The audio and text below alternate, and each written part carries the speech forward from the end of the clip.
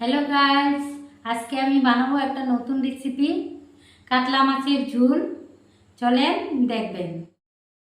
মাছটা অল্প ভেজে নেই ভালো করে, হলুদ আর লবণ দিয়ে।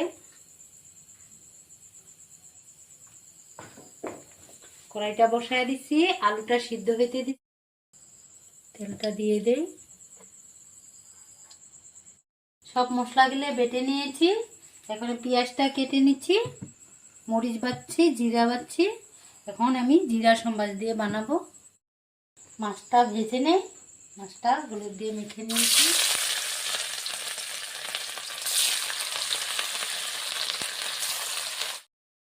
মাছটা ভাজা হয়ে গেল, দেখেন এখন আমি তরকারিটা বানাবো।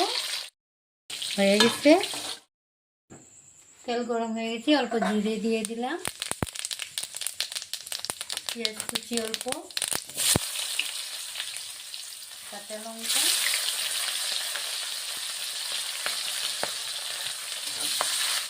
হয়ে গেল। এখন আলুটা ভেজে নিতে লাগবে।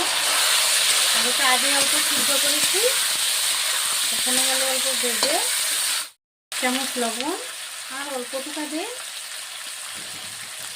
হলুদ, 1 চামচ হলুদ,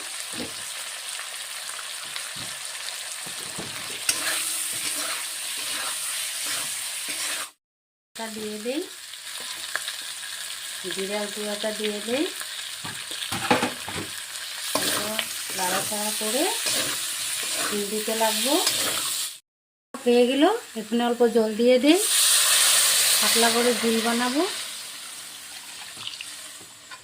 দেখেন 10-15 মিনিট জাল দিতে লাগবে। মাছটা দিয়ে দেই,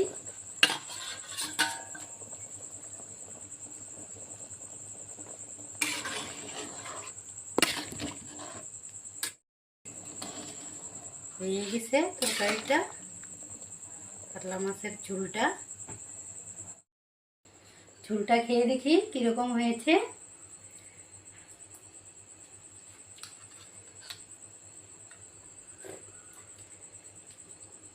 খুব ভালো লেগেছে। যদি আপনারা দেখে ভালো লেগেছে তাহলে লাইক করেন, শেয়ার করেন আর সাবস্ক্রাইব করে দিন। আজকের জন্য এখানে।